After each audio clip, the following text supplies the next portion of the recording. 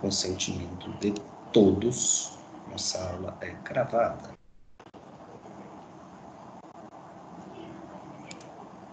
Hoje nós falaremos sobre sistema nervoso 1 e aprendizagem motora. O que se destaca do sistema nervoso 1 são as partes envolvidas no desenvolvimento. No caso do sistema nervoso, sua composição.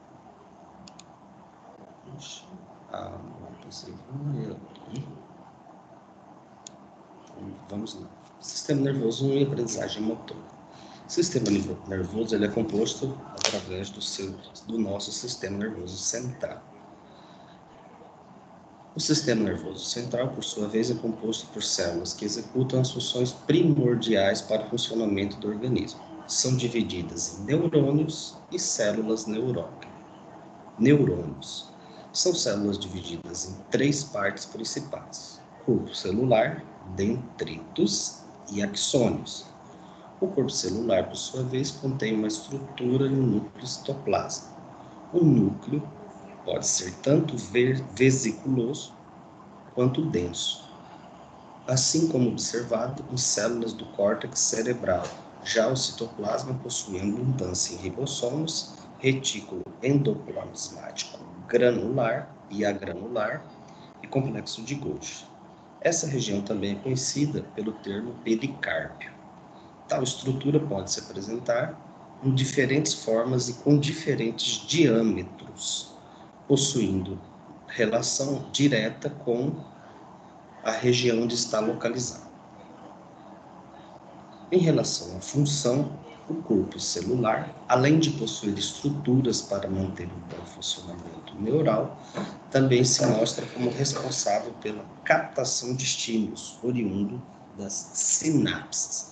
Esses estímulos são visuais, são sensoriais, olfativos. São aqueles momentos, por exemplo, que alguém te passa um estímulo, te transmite um estímulo.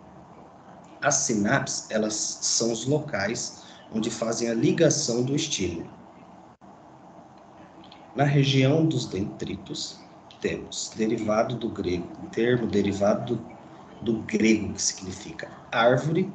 Tal comparação se deve ao fato deles serem uma estrutura alongada e fina, com ramificações, que lembram uma árvore, na qual encontramos uma estrutura de base, como no corpo celular, com a ressalva que os elementos do complexo de Golgi apenas se localizam em porções mais calibrosas e não em regiões delgadas.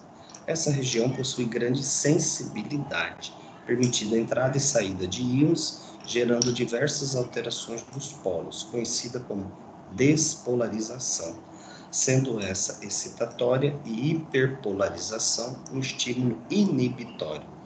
Essas sensações elas se dão pela sinapse elétrica. A sinapse, o ponto de ligação entre os neurônios, onde são transmitidas as informações, elas podem ser de 2 tipos: sinapse elétrica e sinapse química. Na sinapse elétrica, os neurônios são interligados. Assim, os íons transferem a informação, o estímulo, rapidamente em duplo sentido. Ele pode ir e voltar. Vai com o estímulo e volta com a resposta. Tudo ao mesmo tempo. Porém, quando se tratamos de sinapses químicas, elas precisam de um espaço entre os neurônios, ou um neurônio e um dendríolo, ou um neurônio e um axônio, ou um neurônio e um músculo. Para quê? Esse espaço acontece uma reação ali dentro, onde os organismos que saem da placa, do botão sináptico, encaminham-se em um único sentido para a outra ligação, seja ela músculo ou outro próprio axônio, enfim. Ali essa transmissão é realizada é chamada de sinapses químicas, porque tem uma troca de um material que em seguida nós vamos ver no vídeo uma animação mais bonitinha. Na região dos ventrículos... Oi?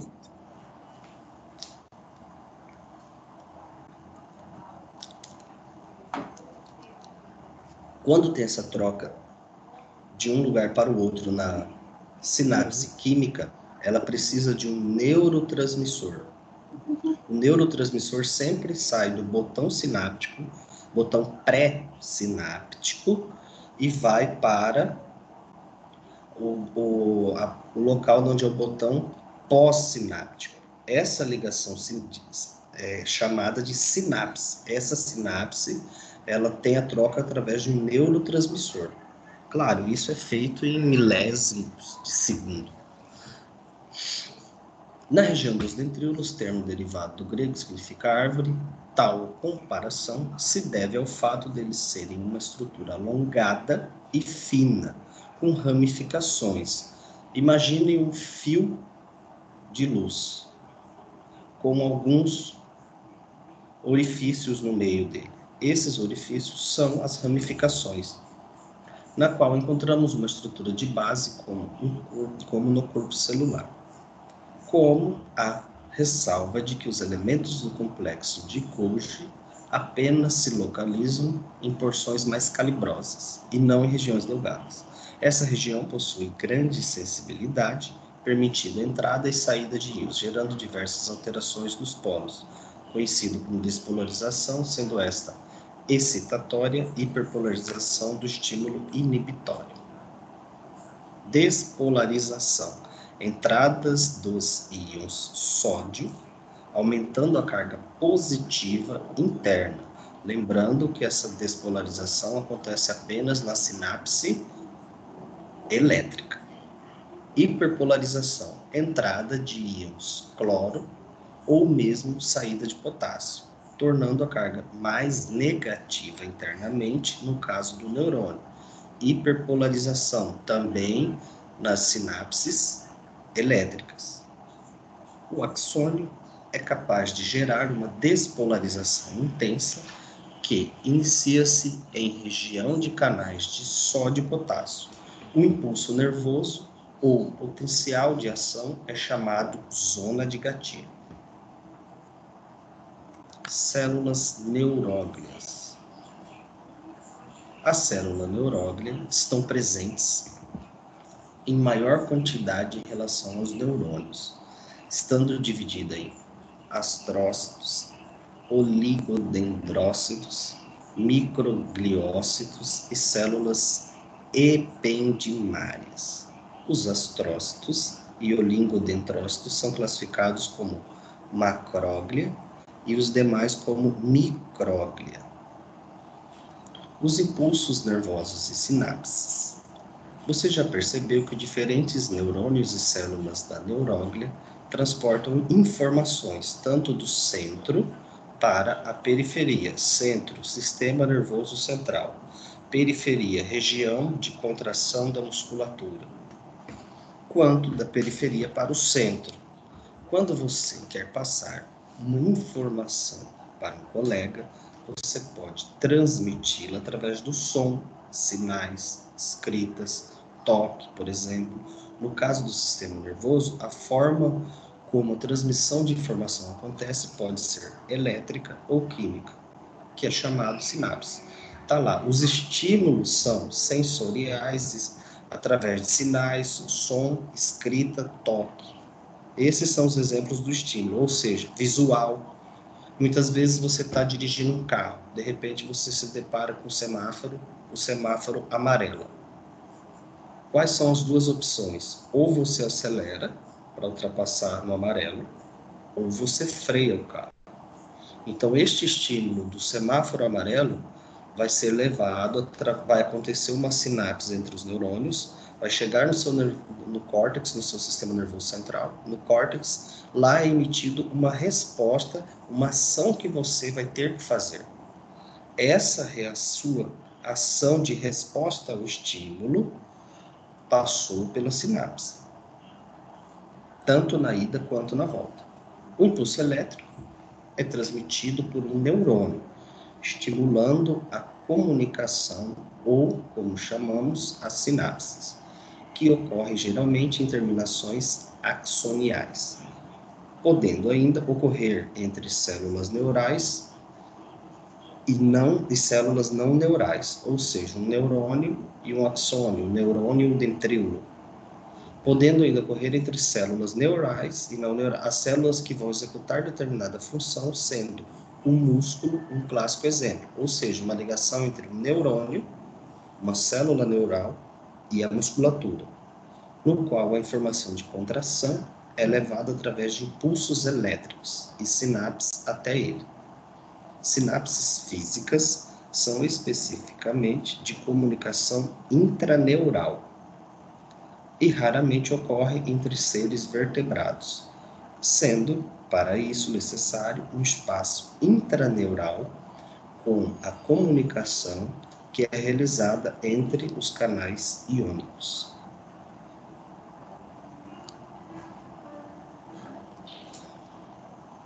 As sinapses químicas são normalmente encontradas nos seres vertebrados, que ocorrem tanto a comunicação intraneural quanto a comunicação entre neurônios e células não neurais. Para este, é necessária a presença de neurotransmissores, localizados nas vesículas sinápticas em regiões de comunicação. Tá lá, novamente. Sinapses físicas ou elétricas. Ela acontece através dos íons em uma troca intraneural, de comunicação intraneural. A sinapse, a característica principal dela é a troca, é a comunicação entre um neurônio e outro, ou um neurônio e uma musculatura, um órgão. No caso das sinapses químicas, que são mais comuns dentro do nosso organismo, ela possui a transmissão através de informação, a comunicação através dos neurotransmissores. É como se você colocasse um ímã no meio de duas chapas de ferro e ele ficasse indo e voltando de um lado para o outro. O neurotransmissor ele sai do botão sináptico e vai em direção pré-sináptico e vai em direção ao botão pós-sináptico. A informação, a partir dali, cria-se outra cadeia elétrica em apenas um segmento. Diferentes elementos atuam como neurotransmissores, como alguns aminoácidos, peptídeos. A mais conhecida é a acetilcolina, presente na comunicação de neurônios motores e placa neuromotora. Placa neuromotora nós vamos visualizar mais para frente.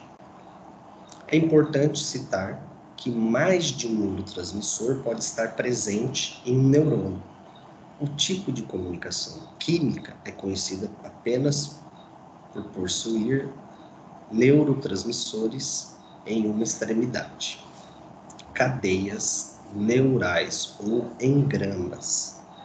O engrama é então considerado um tipo de memória neural, que possui elementos físicos e químicos, gerando a capacidade de um estímulo mais eficaz e eficiente. Lembranças que levam ao aperfeiçoamento motor. Você acostuma fazer um determinado gesto, então, normalmente, quando uma pessoa te estimula, você já responde quase que automaticamente.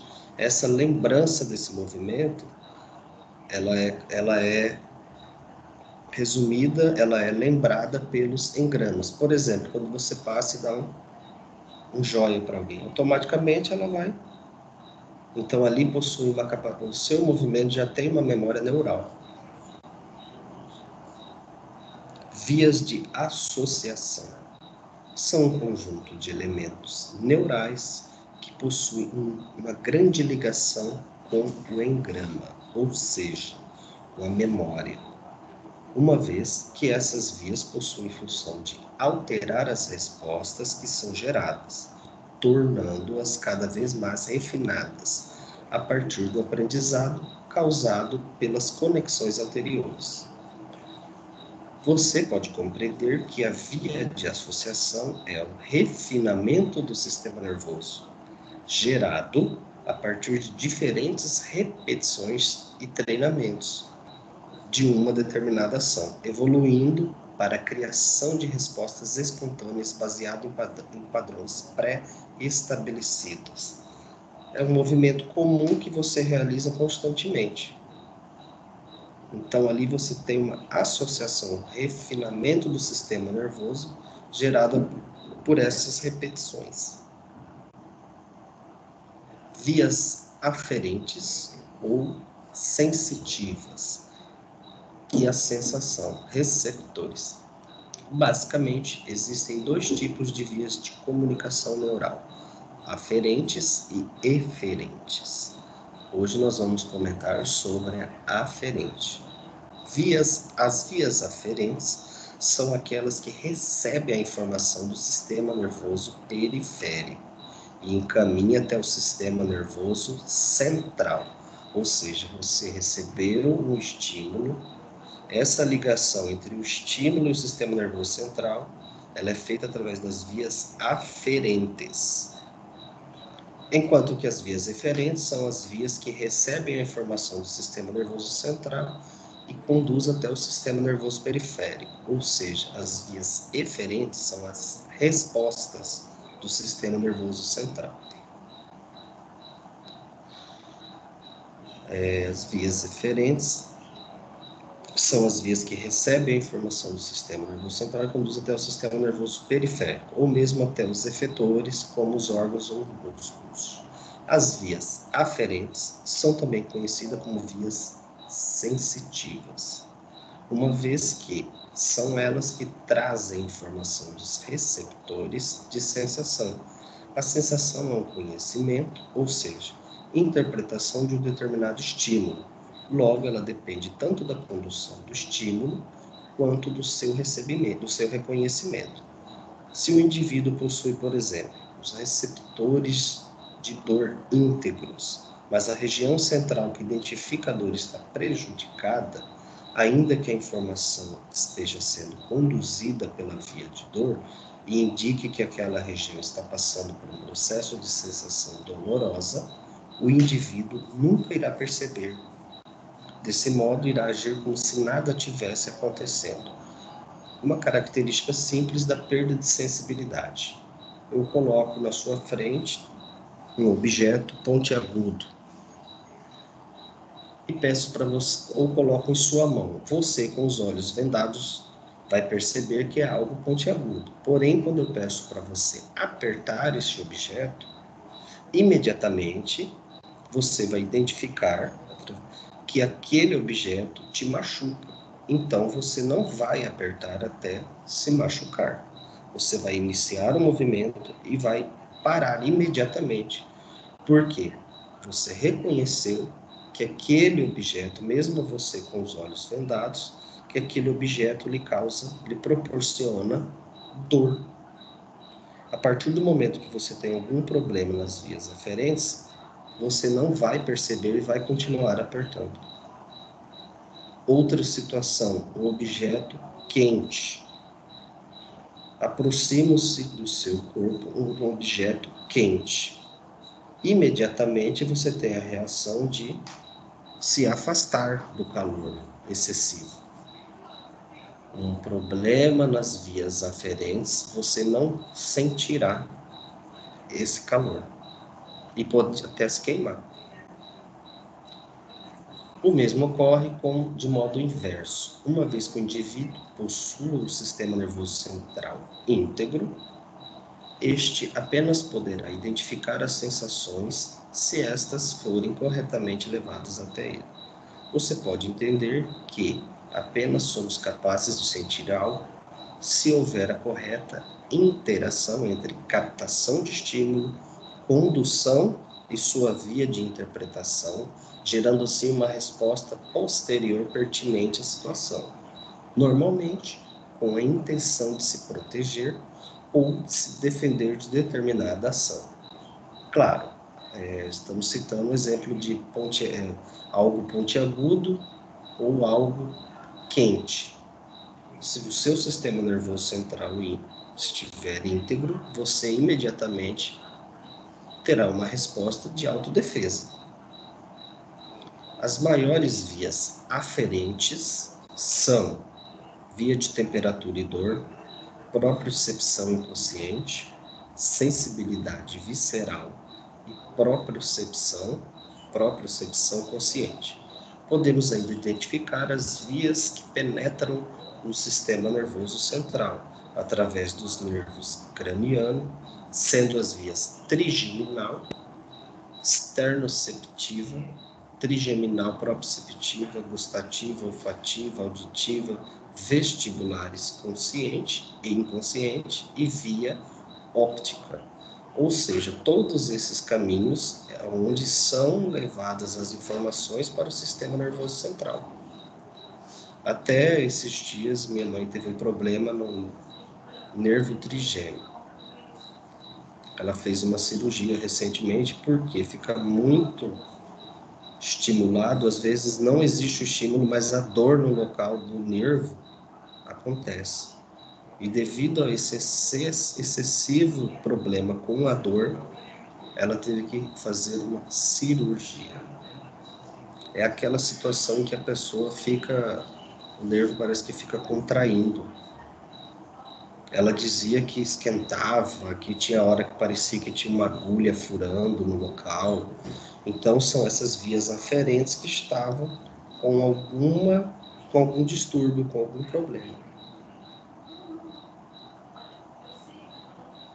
Vamos produzir daqui a pouco. Por hoje, a parte conceitual é esta. Deixa eu aproveitar aqui para acrescentar as pessoas que chegaram. Júlio. Alguém tem alguma pergunta?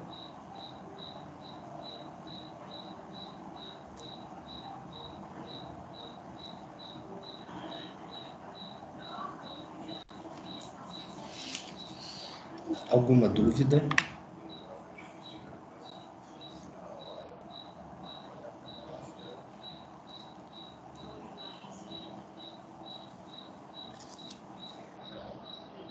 Podem falar, meus queridos. Estou às ordens.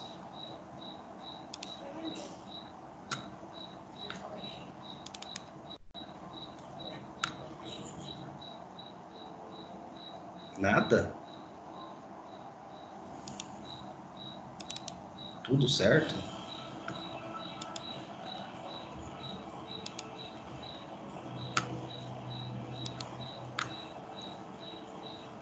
Então, vamos ao vídeo, onde o esclarecimento será bem maior.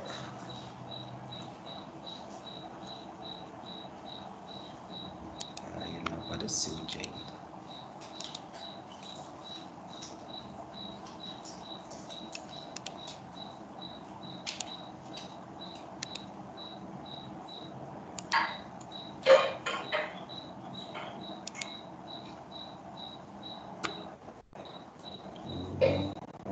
Isso.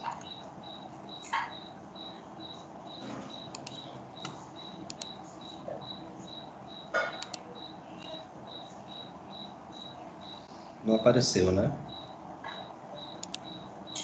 Não, apareceu não. Aí. Vamos dar um jeito nele aqui.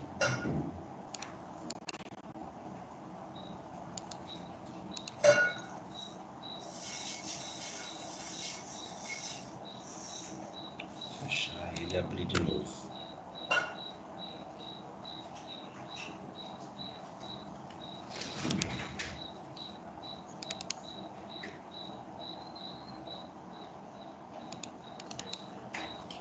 Ainda não.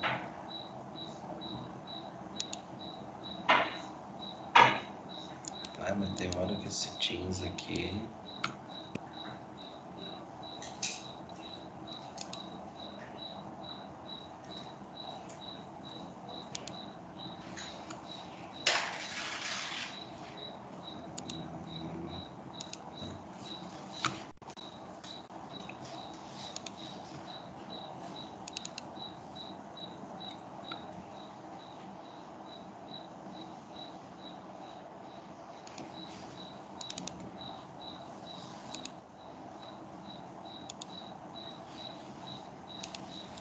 apareceu. Então, vamos lá.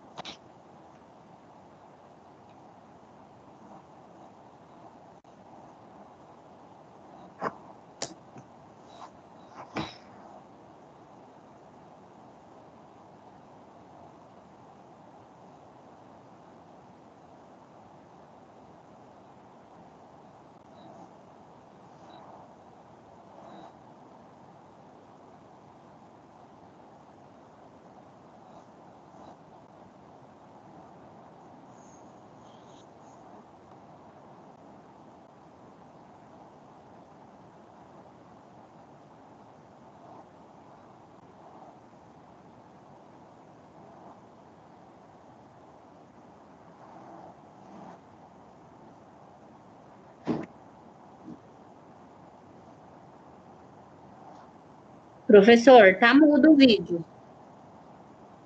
Tá sem áudio? Sim. Espera aí, vou voltar. Para todo mundo? Epa, aí não pode.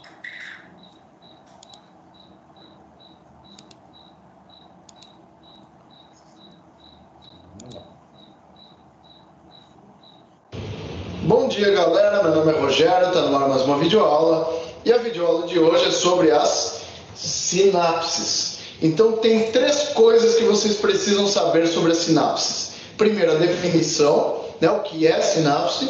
Segundo, os locais onde essas sinapses podem ocorrer. E terceiro, os tipos de sinapses que a gente tem no nosso sistema nervoso. Então, sem rodeios e mais delongas, o que é sinapse? Sinapse é o nome dado à comunicação entre os neurônios. Então, o local onde os neurônios se comunicam é chamado sinapse. Beleza? Só toma cuidado com essa denominação, que é uma denominação clássica sobre sinapse. Por quê? A gente tem as sinapses, que são as junções entre os neurônios. Porém, a gente tem sinapses também entre os neurônios e os seus órgãos-alvo também.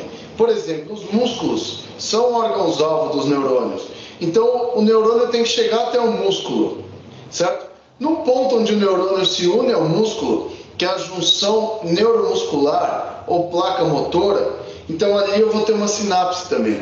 Então, nesse caso, é uma sinapse entre o neurônio e a fibra muscular, certo? Mas é uma sinapse do mesmo jeito. Então, a gente considera a sinapse como a comunicação entre os neurônios ou como a comunicação entre os neurônios e os seus órgãos-alvo, por exemplo, músculos, glândulas, etc.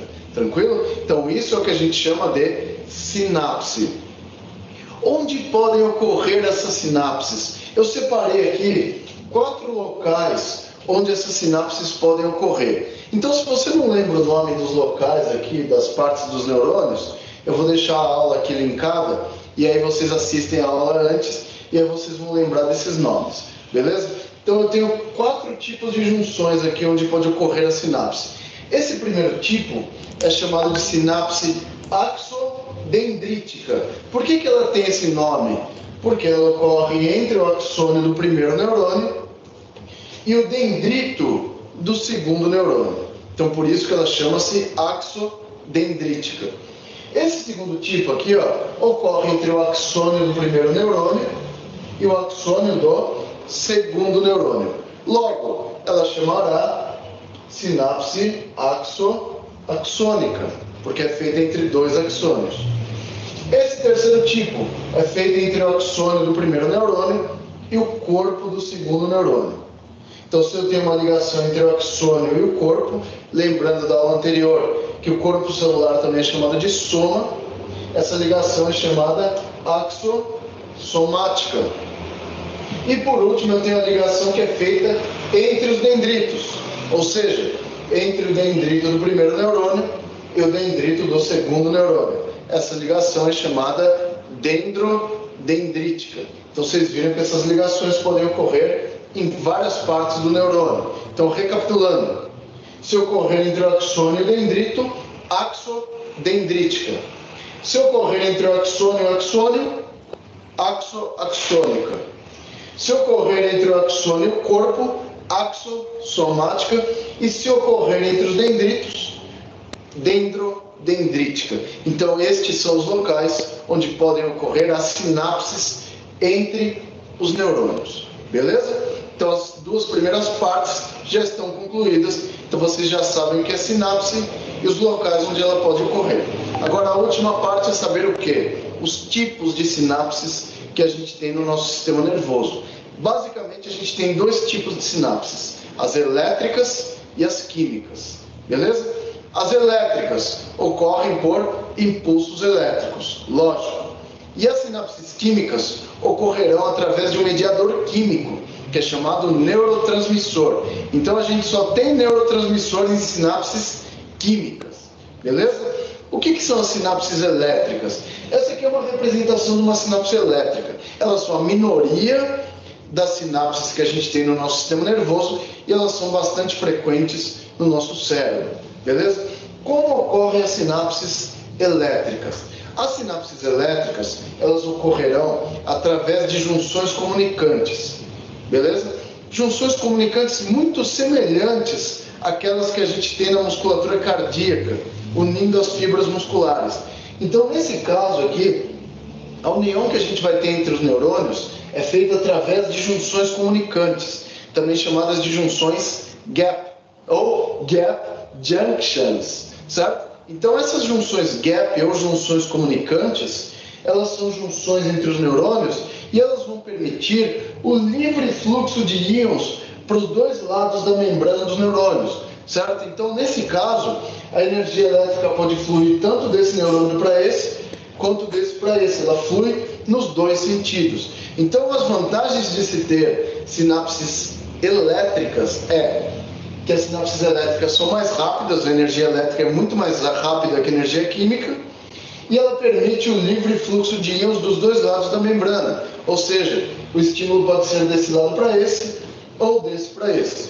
Beleza? Diferentemente das sinapses químicas, que o estímulo só ocorre em uma direção. Então, nesse caso aqui, o estímulo pode ser bidirecional. Então, as sinapses elétricas, elas ocorrem através de junções comunicantes. As junções clássicas, que são as sinapses químicas, elas ocorrem através de neurotransmissores. Então, se você está na faculdade, provavelmente, algum dia você já viu essa estrutura aqui, beleza? E é essa que a gente vai estudar com mais detalhes. Então, vamos ver como que ocorre uma junção química, uma sinapse química. Então, para você ter uma sinapse química, você precisa pelo menos ter dois neurônios. Ó. Então, aqui eu tenho um neurônio e aqui eu tenho outro neurônio. Olha, minha luz está caindo. Certo? Então, aqui eu tenho dois neurônios. Esse neurônio aqui, ó, vocês vão chamar de primeiro neurônio ou neurônio pré-sináptico. Esse segundo neurônio vocês chamarão de segundo neurônio ou neurônio pós-sináptico. Beleza? Então, aqui eu tenho o primeiro neurônio, o neurônio pré-sináptico, e aqui eu tenho o segundo neurônio, o neurônio pós-sináptico. Então, vocês lembram no começo que para você ter uma sinapse, você precisa ter pelo menos dois neurônios. Um neurônio pré e um neurônio pós-sináptico. Beleza? Então, essa é a primeira coisa que vocês têm que saber sobre as sinapses químicas. Essas sinapses químicas vão seguir o padrão da aula anterior, que a gente falou que as sinapses ocorrem entre os dendritos de um neurônio e o terminal sináptico de outro, que é esse tipo de ligação aqui, ó, axodendrítica, que é o que está ocorrendo aqui, ó. Então eu tenho uma ligação entre o terminal sináptico desse primeiro neurônio e o dendrito do segundo neurônio. Então, portanto, a gente está vendo um exemplo aqui de ligação axodendrítica, beleza? Então, como que vai ocorrer essa ligação? Essa ligação terá que ocorrer através de mediadores químicos chamados neurotransmissores. Então, em alguma etapa da sua vida, você já ouviu falar o nome acetilcolina, adrenalina ou epinefrina, noradrenalina ou norepinefrina, dopamina, serotonina, histamina, GABA. Essas substâncias são neurotransmissores, ou seja, são substâncias químicas que servem para comunicar o neurônio pré-sináptico e o neurônio pós-sináptico. Sabendo que isso aqui é uma ligação axodendrítica, a gente vai estudar como que funciona esse terminal sináptico aqui. Então, a primeira coisa, lá no terminal sináptico, a gente tem uma dilatação, que vocês estão vendo aqui, ó, que é chamada botão sináptico, ou botão terminal. Então, essa estrutura aqui é o botão sináptico. Ela é mais larga para quê? Para permitir a maior quantidade possível dessas bolinhas que vocês estão vendo aqui, ó, que são as vesículas sinápticas, que são essas bolinhas vermelhas. E dentro dessas vesículas sinápticas, vocês estão vendo essas bolinhas pequenininhas, que são os neurotransmissores. Então, os neurotransmissores estão contidos dentro da vesícula sináptica. Beleza? Então, o que a gente tem aqui nessa porção final do terminal sináptico é o botão sináptico, que é essa dilatação, as vesículas sinápticas, que são essas bolinhas grandes, e os neurotransmissores que estão dentro das vesículas sinápticas. Uma outra coisa que é importante vocês notarem nesse tipo de sinapse química é que você não tem contato direto entre os dois neurônios. Olha só na sinapse elétrica, você tem junção comunicante, os dois neurônios têm contato físico entre si. Nesse caso de sinapse química, não. Vocês têm um vão entre os dois neurônios que é chamado fenda sináptica. Então, esse vão que ocorre entre os dois neurônios é chamada fenda sináptica. Logo, vocês terão a membrana pré-sináptica e a membrana pós-sináptica, separando os dois neurônios lá na fenda sináptica. Beleza? Qual que é a importância dessas estruturas que a gente falou agora? Olha que fácil. A energia elétrica dentro desses neurônios multipolares, que são os neurônios que a gente estuda, ela só ocorre em um sentido. O sentido é unidirecional, diferentemente das sinapses elétricas. Nesse caso aqui, ó, o estímulo elétrico ele é conduzido do dendrito para o terminal sináptico.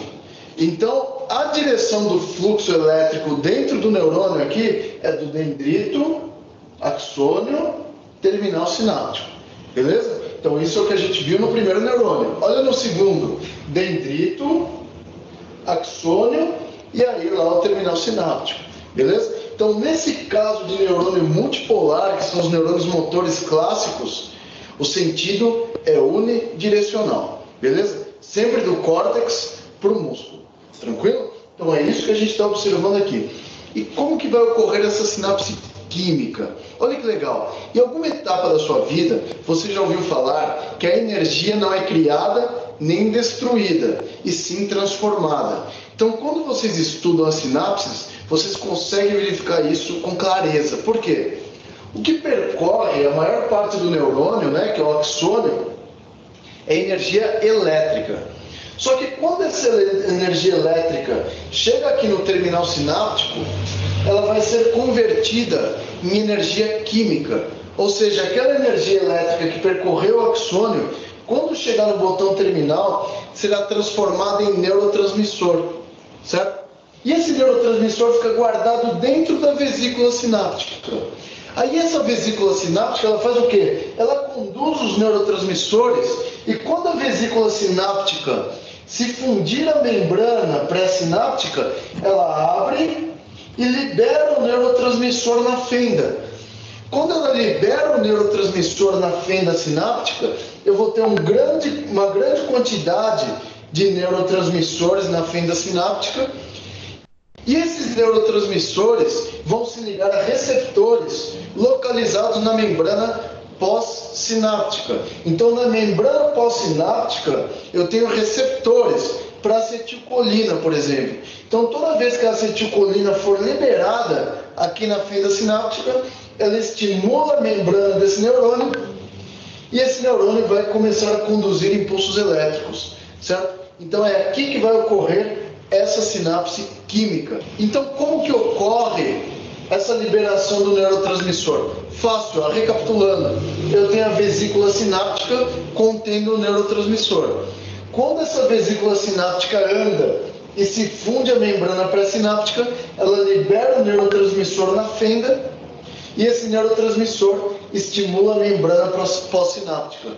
Quando ele estimula a membrana pós-sináptica, esse estímulo químico acaba aqui e aí eu vou começar a conduzir estímulo elétrico de novo para o dendrito desse neurônio e para o axônio dele, certo? Aí quando chegar lá na junção neuromuscular, ele vai liberar acetilcolina de novo e ela vai estimular o músculo para ele contrair, beleza? Então esse segundo neurônio vai se ligar ao músculo e aí o músculo consegue contrair. Então, resumidamente, é assim que ocorrem as sinapses, tanto as elétricas quanto as químicas. Beleza, galera? Então é isso que eu tinha que falar para vocês sobre as sinapses.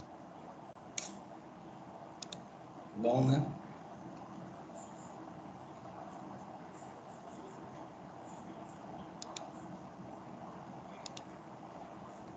Beleza?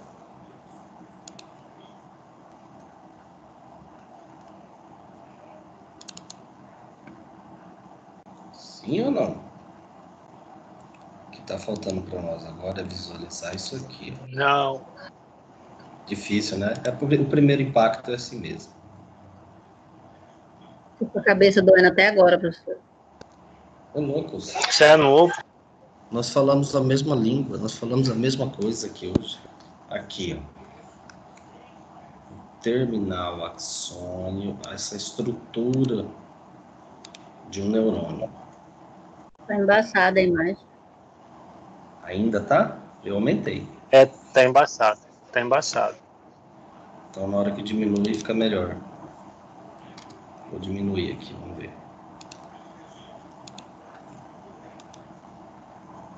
Agora sim? Não.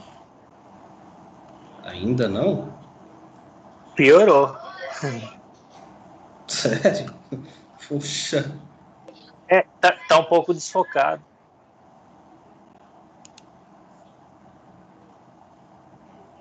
Melhorou. Sim, tá. Melhorou um pouco? Dá para Melhorou. perceber aí, ó. O que a gente tem que destacar? Dá para ver a setinha aqui rodeando o dentrito? Sim. Então, é essa parte que a gente precisa dar mais evidência. Dentrito, o axônio, que é o corpo dele todo, e o terminal do axônio, que é na onde ele mostrou naquela videoaula, onde aconteceu a ligação entre o axônio e um dentrito. Aí aqui é bem mais simples, dá para visualizar mais fácil. Estão conseguindo verificar? O dentrito, o axônio. Tem mais uma imagem aqui. São tipos diferentes, ó, de neurônio. Normalmente a gente vê o multipolar, mas a gente pode encontrar também o bipolar e o pseudonipolar.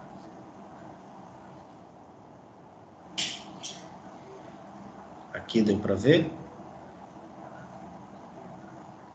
Aí sim. Aí aqui certinho, ó. Axônio, ó, o sentido de propagação da corrente. Os detritos e o terminal do axônio, ou seja, o local de transmissão.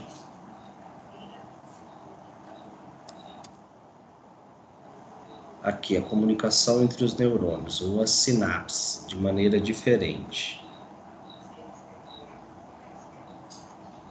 Ó, outro neurônio, e ele foi ligado através dos axônios a um neurônio. Aqui acontece a sinapse, nesses pontinhos aqui, ó. Esses pontinhos destacam os neurotransmissores. São bem pequenos, talvez não dê nem para visualizar direito, mas é o ponto da sinapse. Aqui tem um desenho onde mostra também a sinapse química. Ela está no terminal axonal.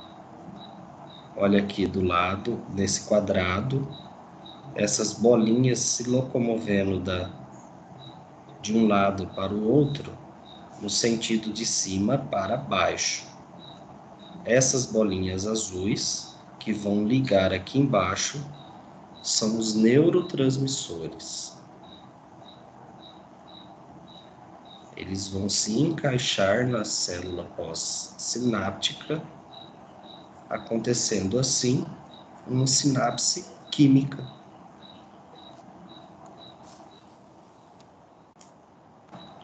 Então agora nós vamos nos divertir. Primeiro vamos fazer a nossa habitual pausa, retornando às 8h10, ok? Aí no retorno nós iremos produzir. Ok.